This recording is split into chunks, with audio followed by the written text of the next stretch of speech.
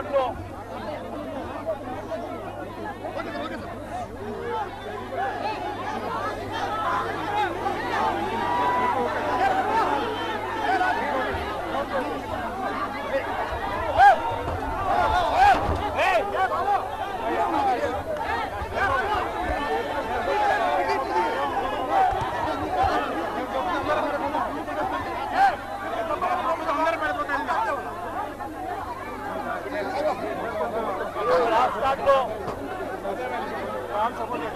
ఈ నియోజకవర్గంలో జరిగిన ఘటన పక్క జరగాల పక్క జరగాల ఎందుకు తోస్తున్నారు పక్క జరగాల కొంచెం ఓపిక పట్టండి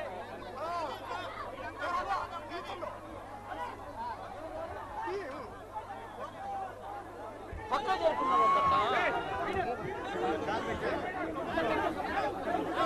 బాబు పక్క ఎన్నికి బా ఒకరమే ఎన్నికి నువ్వు పోతే అందరూ వస్తారు నువ్వు ఒక్కరమే ఎన్నికి బా నాయనా ఒక్కరమే ఎన్నికి బా ఒక్కరమే ఎన్నికి బా నాయనా కొంచెము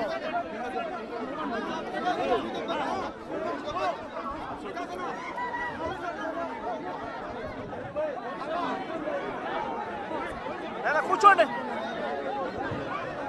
కూర్చోమ్మా కూర్చోలేనా కూర్చోండి అదే కూర్చో స్వామి కూర్చోండి కనపడదు కదా కూర్చుంటే కనపడుతుంది కూర్చో స్వామి కూర్చుంటే సైలెంట్ ఉండదా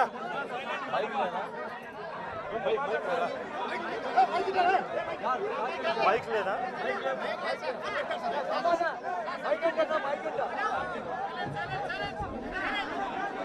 ఈరోజు రాష్ట్రాల్లో జరిగిన ఘటన ఈ ఇంటికి వచ్చి ఈ నియోజకవర్గంలో ఎందుకు ఈ ఘటన జరిగింది ఎందుకు రాష్ట్రంలో ఈ పరిస్థితులు ఉన్నాయి అన్నది నిజంగా ప్రతి ఒక్కరూ కూడా వాళ్ళ గుండెల మీద చేతులు వేసుకొని ఆలోచన చేయాల్సిన అవసరం ఎంతైనా ఉంది. ఎందుకంటే ఈరోజు నా పక్కనే లింగమయ్య అన్న భార్య ఉంది. తన భర్తను కోల్పోయి తన ఏం చేయాలో అర్థం కాని పరిస్థితిలో ఈరోజు లింగమయ్య అన్న భార్య నా పక్కన నిల్చొని ఉంది. అసలు ఈ ఘటన ఎందుకు జరిగింది, రాష్ట్రంలో ఉన్న పరిస్థితులు ఏమిటి, రాష్ట్రంలో ఇదే మాదిరిగా కొనసాగుతే పరిస్థితులు రాష్ట్రం పూర్వపు రోజుల్లో బీహారు గురించి మాట్లాడుకునే వాళ్ళం. ఈ రోజు ఉన్న రాష్ట్రంలో ఉన్న పరిస్థితులు చూస్తే ఈ బీహారు ఇటువంటి రాష్ట్రాలన్నీ ఎక్కడికో పోవాలి. ఆంధ్ర రాష్ట్రం పరువును దేశంలో కన్నా కూడా రోడ్డును పడేసిన పరిస్థితులు ఈ రాష్ట్రంలో ఈ రోజు చంద్రబాబు నాయుడు గారి పరిపాలనలో కనిపిస్తా ఉన్నాయి. నేను అడుగుతా ఉన్నా, ఇదే పెద్ద మనిషి చంద్రబాబు నాయుడు గారిని అడుగుతా ఉన్నా, రాష్ట్రంలో ఇంత దిగజారిన రాజకీయ పరిస్థితులు, దిగజారిన లా అండ్ ఆర్డర్ పరిస్థితులు, రెడ్ బుక్ పరిపాలన ఎందుకు కొనసాగనిస్తా ఉన్నారు అని చెప్పి నేను అడుగుతా ఉన్నా. ఇదే రాష్ట్రంలో మొన్నటికి మొన్న 57 చోట్ల ఎన్నికలు జరిగాయి. ఈ 57 చోట్లకు జెడ్పీ చైర్మన్లు ఎన్నుకునే కార్యక్రమం కానీ, ఎంపీపీ వైస్ ఎంపీపీలను ఎన్నుకునే కార్యక్రమం కానీ, కోఆప్షన్ సభ్యులను ఎన్నుకునే కార్యక్రమాలు కానీ, ఉప సర్పంచ్ ఎన్నుకునే కార్యక్రమాలు కానీ, వీటి అన్నింటిలోనూ కూడా 57 చోట్ల రాష్ట్రంలో ఎన్నికలు జరిగితే 7 చోట్ల చంద్రబాబు నాయుడు గారికి వాతావరణం సరిగ్గా లేదు అని, తాను గెలిచే పరిస్థితి ఎక్కడా కూడా కనిపించడం లేదు అని, ప్రలోభాలు పెట్టడానికి ఇంకా సమయం కావాలి అని ఏకంగా 7 చోట్ల ఎన్నికలు చంద్రబాబు నాయుడు గారు పోస్ట్పోన్ చేయించారు. మరో 50 చోట్ల ఎన్నికలు అనివార్య పరిస్థితుల్లో, ఇక జరగక తప్పని పరిస్థితిలో, అంటే చంద్రబాబు నాయుడు గారు ఎంత భయపెట్టినా ఎంత ప్రలోభాలు పెట్టినా కూడా ఎవరు కూడా లొంగని పరిస్థితి కనిపించిన నేపథ్యంలో ఎన్నికలు జరపక తప్పని పరిస్థితిలో జరపాల్సి వచ్చింది. నేను అడుగుతా ఉన్నా, ఈ 50 చోట్ల ఎన్నికలు జరిగితే ఏకంగా 39 చోట్ల వైఎస్ఆర్సీపీ గెలిచింది. నేను అడుగుతా ఉన్నా ఇదే పెద్ద మంచి చంద్రబాబు నాయుడు గారిని, ఈ 57 చోట్లైనా కూడా చంద్రబాబు నాయుడు గారికి బలం లేదు. గెలిచిన వాళ్ళంతా వైఎస్ఆర్సీపీ సభ్యులు, వైఎస్ఆర్సీపీ బీఫామ్ మీద గెలిచిన సభ్యులు, వైఎస్ఆర్సీపీ టికెట్ మీద గెలిచిన సభ్యులు, వైఎస్ఆర్సీపీ ఫ్యాన్ గుర్తు మీద గెలిచిన సభ్యులు. మరి ఇలాంటి చోట చంద్రబాబు నాయుడు గారికి బలం లేదని తెలిసి ఎందుకు చంద్రబాబు నాయుడు గారు హింసను ప్రోత్సహిస్తూ, ప్రలోభాలను ప్రోత్సహిస్తూ, భయపెట్టిస్తూ, పోలీసులను తన దగ్గర పనిచేసే వాచ్మెన్ల కన్నా హీనంగా కూడా వాడుకుంటూ ఎందుకు చంద్రబాబు నాయుడు గారు ఇంత దిగజారిన రాజకీయాలు ఎందుకు చేస్తూ ఉన్నారు చంద్రబాబు నాయుడు గారిని అడుగుతా ఉన్నా. ముఖ్యమంత్రి స్థానంలో ఉన్న వ్యక్తి ఏమవుతుందండి ఒక చోట ఎంపీపీ పదవి పోతే, ఏమవుతుందండి ఒక చోట జెడ్పీ చైర్మన్ పదవి పోతే, ఏమవుతుందండి ఒక చోట ఉప సర్పంచ్ పదవి పోతే. నేను అడుగుతా ఉన్నా ఇదే పెద్ద మంచి చంద్రబాబు నాయుడు గారి ముఖ్యమంత్రి కాబట్టి, అధికారంలో ఆయన ఉన్నాడు కాబట్టి, రాష్ట్రంలో ఏ పదవైనా కూడా తనకు బలం లేకపోయినా కూడా, తనకు సంఖ్యాబలం లేకపోయినా కూడా, తాను ముఖ్యమంత్రి అన్న అహంకారంతో ఏ పదవైనా కూడా నాకే కావాలి, ఏ పదవైనా కూడా నేను దౌర్జన్యం చేస్తాను అని చెప్పి లా అండ్ ఆర్డర్ను పూర్తిగా నాశనం చేసిన పరిస్థితుల మధ్య ఈరోజు రాష్ట్రంలో పరిపాలన సాగుతూ ఉంది. ఇదే పెద్ద మనిషి చంద్రబాబు నాయుడు గారిని అడుగుతా ఉన్నా, ఇదే రామగిరిలో ఇదే మండలంలో ఎంపీపీ ఎన్నికకు సంబంధించి ఎంపీపీ ఎన్నికకు సంబంధించి నోటిఫికేషన్ ఇచ్చారు. 10 మంది ఎంపీటీసీ సభ్యులకు గాను ఇక్కడ వైఎస్ఆర్సీపీ 9 మందిని గెలిచింది. 9 ఎంపీటీసీలు వైఎస్ఆర్సీపీ అయితే కేవలం ఒకే ఒక్క చోట తెలుగుదేశం పార్టీ గెలిచిన పరిస్థితులు. మరి నేను అడుగుతా ఉన్నా, మరి ఇక్కడ ఎంపీపీ స్థానానికి ఎన్నిక నోటిఫికేషన్ జారీ అయితే 9 సభ్యులున్న వైఎస్ఆర్సీపీకి రావాలన్నా, ఒకే ఒక్క సభ్యుడు గెలిచిన తెలుగుదేశం పార్టీకి రావాలన్నా? మరి ఎందుకు చంద్రబాబు నాయుడు గారు ఈ మాదిరిగా ప్రతి చోట కూడా వాళ్ళ ఎమ్మెల్యేలను రెచ్చగొడతా ఉన్నారు, ప్రతి చోట కూడా అప్పుడు స్థానిక ప్రజాప్రతినిధులను రెచ్చగొడతా ఉన్నాడు, పోలీసులను దుర్వినియోగం చేస్తూ ఉన్నారు.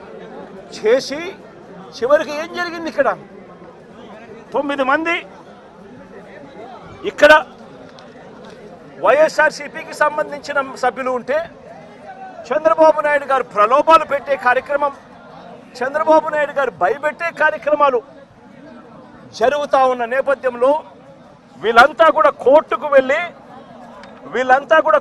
వెళ్ళి కోర్టుల నుంచి వీళ్ళంతా కూడా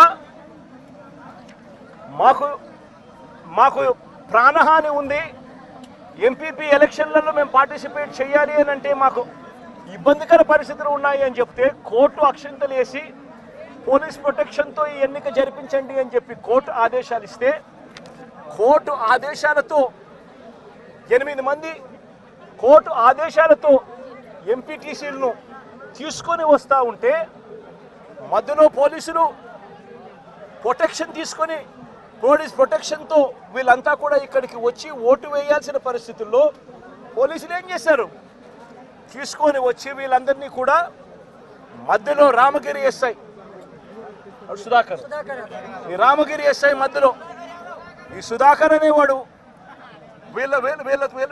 వీళ్ళ కాన్వాయ్లోకి ఎక్కి ఈ ప్రయాణం చేస్తూ ఉన్న ఎంపీటీసీ సభ్యులందరితో కూడా వీళ్ళందరితో కూడా వీడియో కాల్ ఆయన ఫోన్ నుంచి సాక్షాత్తు ఇక్కడ ఎమ్మెల్యే కొడుకు వీళ్ళతో వీడియో కాల్ చేయిస్తాడు, మాట్లాడిస్తాడు.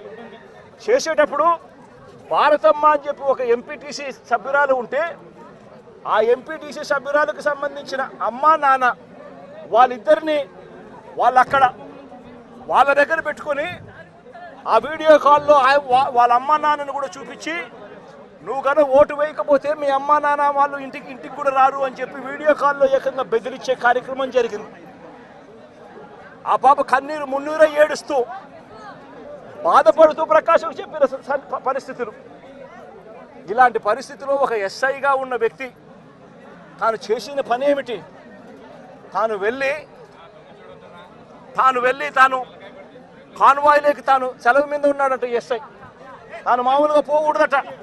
అలాంటి రామగిరి ఎస్ఐ ఎంటర్ అయ్యి వీడియో కాల్ పెట్టి వీళ్ళందరినీ కూడా భయపడించి ప్రలోభాలు పెట్టి చేసే కార్యక్రమాలు చేశారు.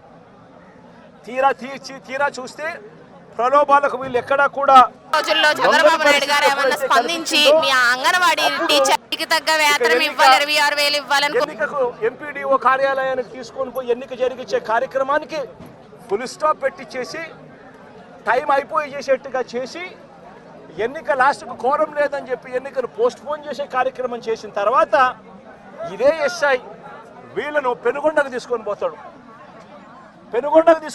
పక్క కాన్స్టిట్యున్సీలో ఉన్న పెనుగొండకు. అక్కడ ఎంఆర్ఓ కార్యాలయంలో తీసుకొని పోయి ఎంపీటీసీను బైండ్ ఓవర్ చేస్తూ అక్కడ తెలుగుదేశం పార్టీకి సంబంధించిన నాయకులందరినీ కూడా అక్కడికి రమ్మని చెప్పి చెప్తాడు. అదే సమయంలో అక్కడికి వెళ్ళి ప్రకాష్, మా ఉషమ్మ వీళ్ళిద్దరూ పెనుగొండ నియోజకవర్గంలో ఏం జరుగుతూ ఉంది అని చెప్పి వీళ్ళిద్దరూ అక్కడికి వెళ్ళి మా పార్టీకి సంబంధించిన అంటే ఈయన తనకు సంబంధించిన ఎంపీటీసీలు, మా పార్టీకి సంబంధించిన ఎంపీటీసీలు మీరు నిర్బంధిస్తే ఆ ఎంపీటీసీలకు మద్దతుగా వీళ్ళు అక్కడికి వెళ్ళి ఆ ఎంపీటీసీలను వీళ్ళు తీసుకొచ్చుకునే కార్యక్రమాలు చేస్తే వీళ్ళిద్దరి మీద కేసులు. నేను అడుగుతా ఉన్నా, ఏం తప్పు చేసినారని చెప్పి వీళ్ళిద్దరి మీద కేసులు పెడతా ఉన్నారు. వీళ్ళేమైనా తెలుగుదేశం పార్టీకి సంబంధించిన ఎంపీటీసీలను ఏమన్నా తీసుకొస్తే కార్యక్రమానికి చేస్తున్నారా?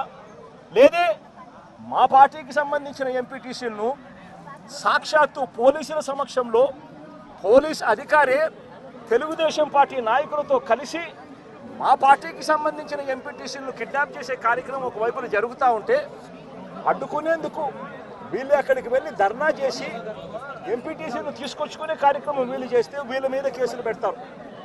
మరోవైపున ఇటువంటి ఘటనలలో మండలంలో ఇటువంటి రామగిరి మండలంలో ఇటువంటిది జరగకోకుండా మళ్ళీ ఉప ఎన్నికలు మళ్ళీ పిలుస్తారు, మళ్ళీ నోటిఫికేషన్ మళ్ళీ పిలుస్తారు. పిలిచినప్పుడు తెలుగుదేశం పార్టీకి మద్దతు లేదు కాబట్టి వాళ్ళు ఎలాగో గెలవరు కాబట్టి దాన్ని హుందాగా వదిలేయాల్సింది పోయి ఇటువంటి ఘటనలు మళ్ళీ ఇటువంటి ఘటనలు పునరావృతం చేసే విధంగా రామగిరి మండలంలో భయం క్రియేట్ చేసేదానికోసం ఈ మండలానికి సంబంధించిన ఒక ఇంపార్టెంట్ నాయకుడిని 27వ తారీఖున అటాక్ చేశారు ఇదే ఊర్లో. 28వ తారీఖున మళ్ళీ అదే ఇంటిని అటాక్ చేశారు. జయచంద్రారెడ్డిని అటాక్ చేస్తే ఇదే జయచంద్రారెడ్డి, ఇదే కురువ లింగమయ్యన్న వీళ్ళందరూ కూడా దాన్ని అడ్డుకొని పోలీసులకు వెళ్ళి కంప్లైంట్ చేశారు. ఎందుకు మమ్మల్ని అటాక్ చేస్తూ ఉన్నారు, మండలంలో భయాందోళన క్రియేట్ చేసేందుకోసం అని చెప్పి మళ్ళీ ఈ ఎన్నిక జరిగితే ఈ ఎన్నికల్లో మళ్ళీ వైఎస్ఆర్సీపీ ఎంపీటీసీలను భయపెట్టాలనే ఉద్దేశంతో, భయానికి గురి చేయాలనే ఉద్దేశంతో అటాక్ చేసే కార్యక్రమం జరుగుతూ ఉంది. దీన్ని అరికట్టండి అని చెప్పి పోలీసులకు వెళ్తే పోలీసులకు ఘటనకు సంబంధించిన కంప్లైంట్ ఇచ్చినా కూడా పోలీసులు కనీసం పట్టించుకున్న పాపాన పోలేదు. 28వ తారీఖున మళ్ళీ 28వ తారీఖున మళ్ళీ ఇదే మాదిరిగా జరిగించిన తర్వాత మార్చి 30వ తారీఖున కురుబ లింగమయ్యన్న కొడుకు బైక్లో తాను పోతా ఉంటే బైక్లో పోయేటప్పుడు వాళ్ళ ఇళ్ళ ద్వారా పోయే కార్యక్రమం జరుగుతూ ఉంటే బైకును అడ్డగించి లింగమయ్య కొడుకును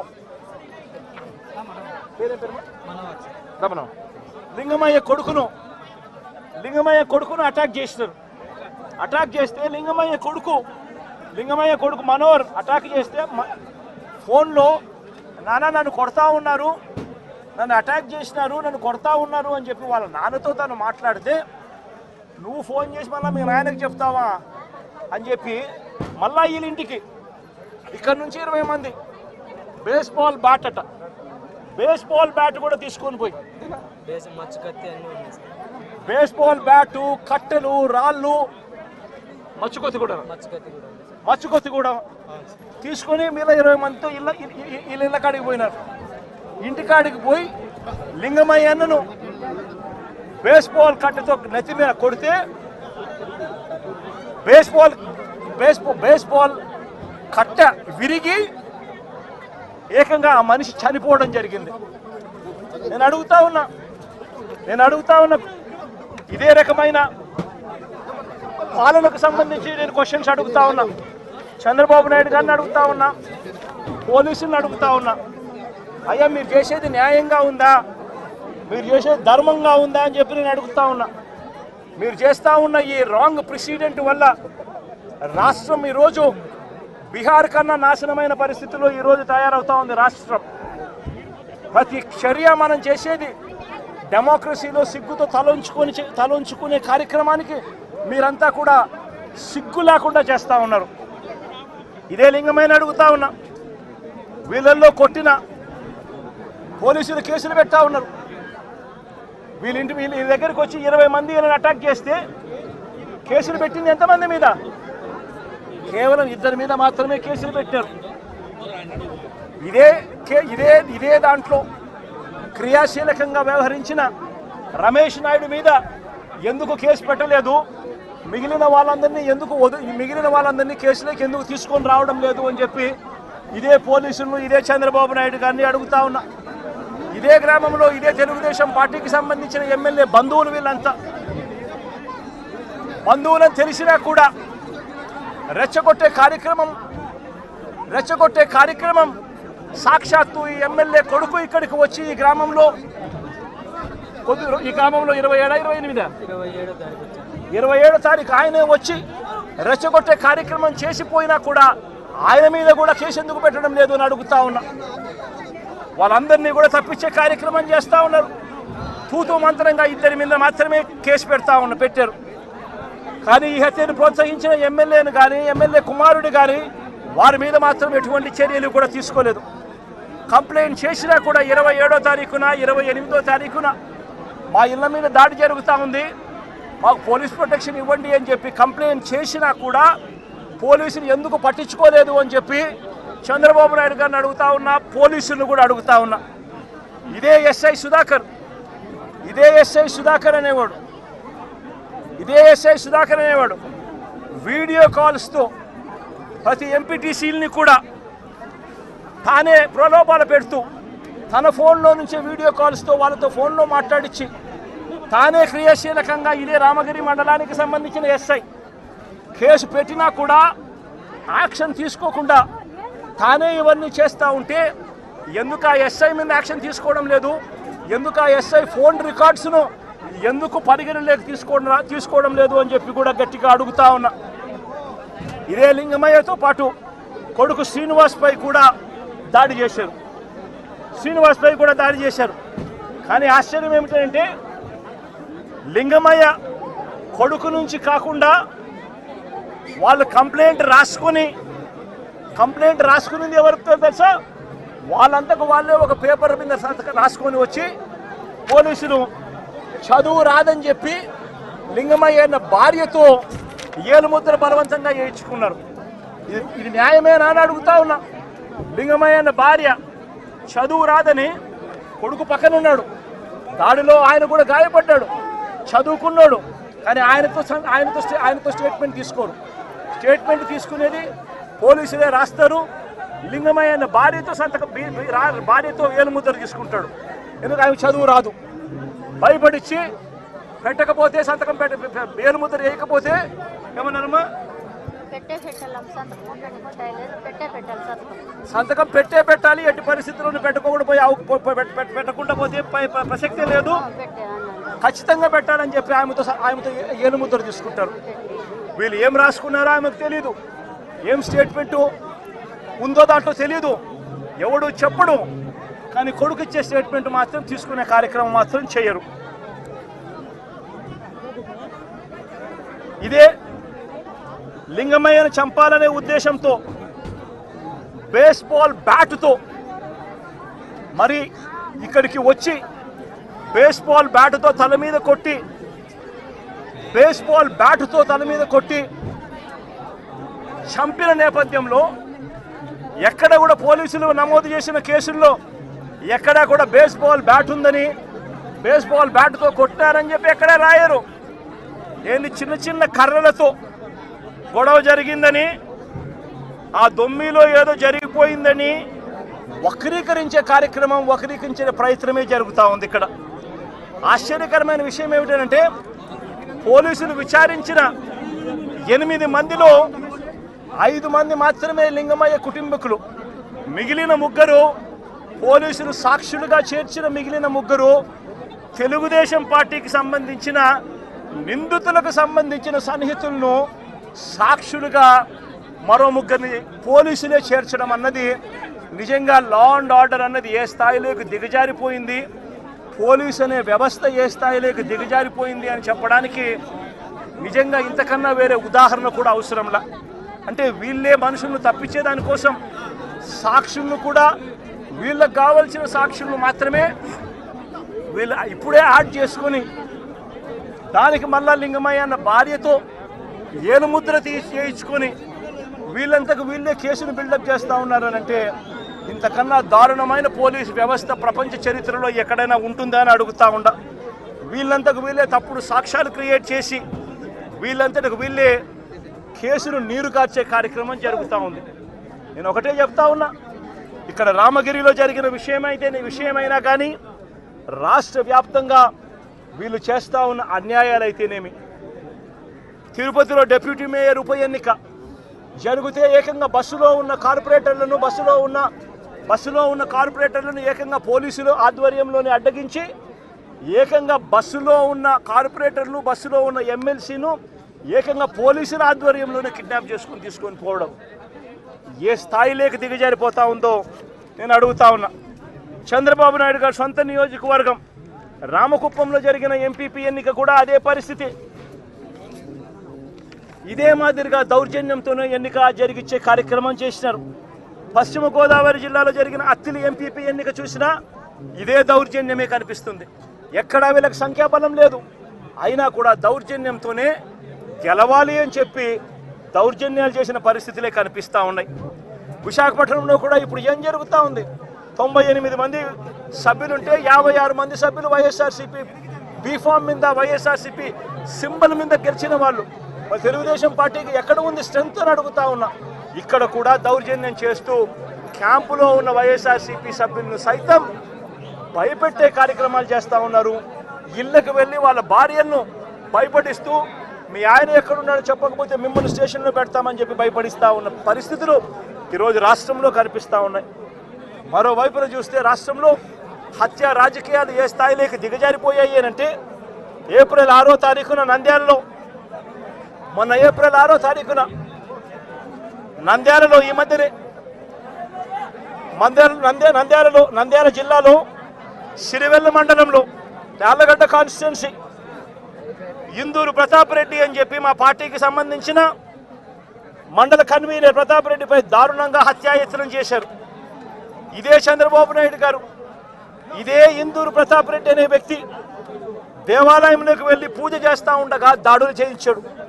ఇదే చంద్రబాబు నాయుడు గారు ముఖ్యమంత్రిగా ఉన్నప్పుడు 2017లో ప్రతాప్ రెడ్డి అన్నను ప్రభాకర్ రెడ్డిని అతని బావమర్దిని చంద్రబాబు నాయుడు గారి దగ్గర నుండి చంపించిన తర్వాత మా ప్రభుత్వం వచ్చిన తర్వాత ప్రతాప్ రెడ్డికి మేము గన్మెన్ సౌకర్యం మేము కల్పిస్తే చంద్రబాబు నాయుడు గారు వచ్చిన తర్వాత ఆ గన్మెన్ను తీసేసి చివరికి ప్రతాప్ రెడ్డిని చంపే కార్యక్రమం చేయడానికి ఏకంగా చంద్రబాబు నాయుడు గారు పురమాయించిన పరిస్థితులు మన కళ్ళ ఎదుటే కనిపిస్తూ ఉన్నాయి.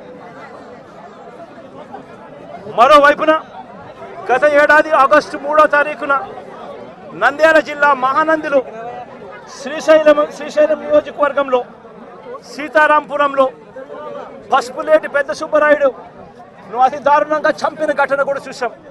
ఆ సుబ్బరాయుడు గారిని చంపినప్పుడు నేను కూడా ఆ ఊరికి వెళ్ళి తనను పరామర్శించి ఎంత దారుణంగా చంపారు, జరిగినది ఎంత అన్యాయమో అని చెప్పి కూడా ప్రశ్నించడం జరిగింది. ఆ ఊరు నుంచి కరెక్ట్గా 10-15 నిమిషాల్లోనే జిల్లా హెడ్ క్వార్టర్స్ అక్కడే ఎస్పీ ఉంటాడు, అయినా దగ్గరుండి హత్య చేయించడం జరిగింది అదే గ్రామంలో. వైఎస్ఆర్సీపీకి సంబంధించిన బీసీ నాయకుడు సుబ్బరాయుడును చంపించే కార్యక్రమం.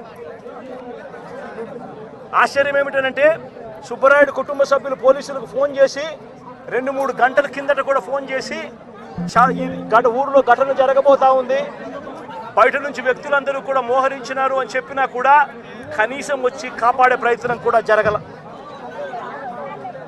గత ఏడాది జూలై 23వ తారీఖున పల్నాడు జిల్లా పెదకూరుపాడులో క్రొసూరులో వైఎస్ఆర్సీపీ నాయకుడు ఈద సాంబిరెడ్డిని కూడా ఇనుప రాడ్లతో దారి కాచి రోడ్డులో కారు ఆపి కొట్టి చనిపోయాడని చెప్పి వదిలేసి వెళ్ళిపోయిన ఘటన.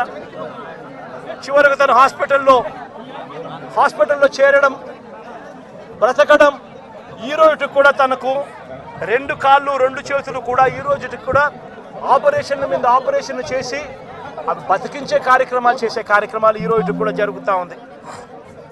పల్నాడు జిల్లా వినుకొండలో గత ఏడాది జూలై 17వ తారీఖున వైఎస్ఆర్సీపీకి చెందిన రషీద్ అనే యువకుడిని దారుణంగా నరికి చంపిన పరిస్థితులు మన కళ్ళ ఎదుటే కూడా కనిపించాయి.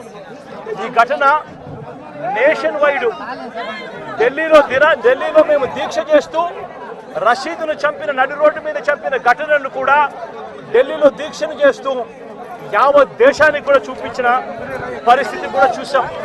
చంద్రబాబు నాయుడు గారి పరిపాలనను ఈరోజు ఏం చేస్తూ ఉన్నారు అనంటే దొంగ సాక్ష్యాలను వీళ్ళే క్రియేట్ చేస్తూ ఉన్నారు. వీళ్ళే దొంగ సాక్ష్యాలను క్రియేట్ చేసి వీళ్ళకు నచ్చని నాయకులందరినీ కూడా ఒక పద్ధతి ప్రకారము కేసుల్లో ఇరికించి జైళ్ళ పాలు చేసే కార్యక్రమము, చంపించే కార్యక్రమాలు దగ్గర నుండి చంద్రబాబు నాయుడు గారు చేస్తూ ఉన్నారు. మొన్ననే పోసాని కృష్ణమురళిని చూసాం. పోసాని కృష్ణమురళి అనే వ్యక్తి సినిమాలో దర్శకుడు. ఆ మనిషి చేసిన తప్పల్లా ఏమిటంటే నంది అవార్డు తనకు ఇస్తే నంది అవార్డును తాను తీసుకోలేదు. తీసుకోకుండా కుల వివక్ష పాటిస్తున్నారు అని చెప్పి ఒక స్టేట్మెంట్ ఇవ్వడం ఆయన చేసిన తప్పు. 2017లో ఆయన చేసిన ఈ తప్పుకు ఈరోజు ఇన్ని సంవత్సరాల తర్వాత ఆయన మీద 18 కేసులు పెట్టి ఆయన జైళ్ళ చుట్టూ తిప్పి ఏకంగా 1 రోజుల పైన ఆయన జైల్లో పెట్టించే కార్యక్రమాలు చేశారు. దళిత మాదిగ సామాజిక వర్గానికి సంబంధించిన మాజీ లోక్సభ సభ్యుడు నందిగాం సురేష్ పై తప్పుడు కేసులు పెట్టి ఏకంగా 145 రోజులు అతన్ని జైల్లో పెట్టడం కూడా చేశారు. మాజీ ఎమ్మెల్యే పిల్లని రామకృష్ణారెడ్డి ఇతని మీద కూడా కుట్రపూరితంగా తప్పుడు కేసులు పెట్టి 55 రోజుల పాటు ఇతన్ని కూడా జైల్లో పెట్టించే కార్యక్రమాలు చేశారు. దాడులు చేసేది టీడీపీ వాళ్ళైతే జైల్లో పెట్టింది మా వాళ్ళను, వైఎస్ఆర్సీపీకి సంబంధించిన వాళ్ళను జైల్లో పెడతా ఉన్నారు. పోలీసులు క్రియాశీలక పాత్ర పోషిస్తూ ఉన్నారు. వల్లభనేని వంశీ తాను ఘటనా స్థలంలో లేడు అని చెప్పి ఏకంగా తెలుగుదేశం పార్టీ ఆఫీసు దాడి జరిగిన ఘటనలో తాను లేడు అని చెప్పి ఏకంగా కోర్టులోకి వచ్చి తెలుగుదేశం పార్టీకి సంబంధించిన వ్యక్తి, పనిచేస్తూ ఉన్న వ్యక్తి కోర్టు 18 సార్లు ఆయనకు వాయిదాలు పిలిస్తే 18వ తారీఖు రాని తప్పని పరిస్థితిలో పోలీసులే తనను ప్రవేశపెడితే కోర్టు ముందర తానే వంశీ అనేవాడు అక్కడ లేడు అని చెప్పిన తర్వాత కూడా వంశీని అదే కేసులో ఇరికిచ్చి అదే కేసులో వంశీని ఇబ్బంది పెడుతూ ఇప్పటికి 50 రోజుల నుంచి వంశీని కూడా జైల్లో పెట్టించే కార్యక్రమాలు చేశారు. ఇలా రాష్ట్రం మొత్తం మీద రెడ్ బుక్ పరిపాలన సాగిస్తూ ఉన్నారు. ఇదే చంద్రబాబు నాయుడు గారిని అడుగుతాను, అయ్యా చంద్రబాబు, ప్రజల్లో ఏదైనా కూడా మంచి పేరు తెచ్చుకొని రాజకీయాలు చేయడం నేర్చుకోండి. మీరు సూపర్ 6 ఎందుకు అమలు చేయడం లేదు అని చెప్పి ఈరోజు ప్రజలు గట్టిగా నిలదీస్తూ ఉన్నారు. సూపర్ 7 హామీలను ఎందుకు అమలు చేయడం లేదు అని ప్రజలు మిమ్మల్ని గట్టిగా ప్రశ్నిస్తూ ఉన్నారు. ఇలాంటి ప్రశ్నించే సమయంలో ప్రజల గొంతు వినపడకూడదు అని చెప్పి రాష్ట్ర వ్యాప్తంగా రెడ్ బుక్ పాలన మీరు సాగిస్తూ వైఎస్ఆర్సీపీకి సంబంధించిన వాళ్ళు లేదా మీ సూపర్ 6ను మీ సూపర్ 7ను ఎందుకు అమలు చేయడం లేదు అని చెప్పి అడుగుతా ఉన్న ప్రజలను మీరు దయా దాక్షిణ్యం లేకుండా ఈ రకంగా ప్రతి చోట కూడా పోలీసులను ఉపయోగించుకుంటూ ఎమ్మెల్యేలందరినీ కూడా హింసను ప్రోత్సహించండి అని చెప్పి వాళ్ళందరినీ కూడా ఉసగొలుపుతూ రాష్ట్ర వ్యాప్తంగా కూడా మీరు చేస్తూ ఉన్న ఈ దౌర్జన్య కాండ త్వరలోనే ప్రజలు చూస్తూ ఉన్నారు, దేవుడు చూస్తూ ఉన్నాడు. ఖచ్చితంగా మీకు బుద్ధి చెప్పే పరిస్థితి త్వరలోనే వస్తుందని చెప్పి ఈ సందర్భంగా చంద్రబాబు నాయుడు గారికి గట్టిగా మందలిస్తూ చెప్తా ఉన్నా. అదే మాదిరిగా ఇంకొక విషయం కూడా చెప్తా ఉన్నా. అదేవిధంగా ఇంకో విషయం కూడా చెప్తా ఉన్నా. ఇదే చంద్రబాబు నాయుడు గారికి చెప్తా ఉన్నా, ఇదే పోలీసులకు చెప్తా ఉన్నా. పోలీసులు ఎవరైతే చంద్రబాబు నాయుడు గారిని మెప్పు కోసం ఎవరైతే పోలీసులు చంద్రబాబు నాయుడు గారి మెప్పు కోసం ఎవరైతే వాళ్ళ టోపీ మీద ఉన్న సింహాలకు సెల్యూట్ చేయకుండా చంద్రబాబు నాయుడు గారికి వాచ్మెన్ల కింద పనిచేస్తా ఉన్న ఆ ప్రతి పోలీస్ అధికారికి చెప్తా ఉన్నా, ఎల్లకాలం చంద్రబాబు నాయుడు గారి పరిపాలన సాగదు. చంద్రబాబు నాయుడు గారి పరిపాలన త్వరలోనే వస్తుంది. ప్రతి పోలీస్ అధికారికి కూడా చెప్తా ఉన్నా, మీ బట్టలు తీస్తామని చెప్పి ప్రతి పోలీస్ అధికారికి చెప్తా ఉన్నా, మీ యూనిఫామ్ తీస్తాం, శబ్దం మిమ్మల్ని నిలబెడతాం, దోషులుగా మిమ్మల్ని నిలబెట్టి మీ యూనిఫామ్ తీయించి మీకు ఉద్యోగాలు లేకుండా చేస్తామని కూడా ఈ సందర్భంగా ఇప్పటికైనా చెప్తా ఉన్నా. ప్రతి పోలీస్ అధికారిలో కూడా మార్పు తెచ్చుకోండి. ఎల్లకాలం ఇదే పరిపాలన సాగదు. మీరు చేసిన ప్రతి పనికి కూడా వడ్డీతో సహా లెక్కేసి మిమ్మల్ని దోషులుగా నిలబెట్టి మీతో కక్కిచ్చే కార్యక్రమం ఖచ్చితంగా చేస్తామని చెప్పి కూడా ఈ సందర్భంగా ప్రతి పోలీస్ అధికారికి కూడా చెప్తా ఉన్నాం.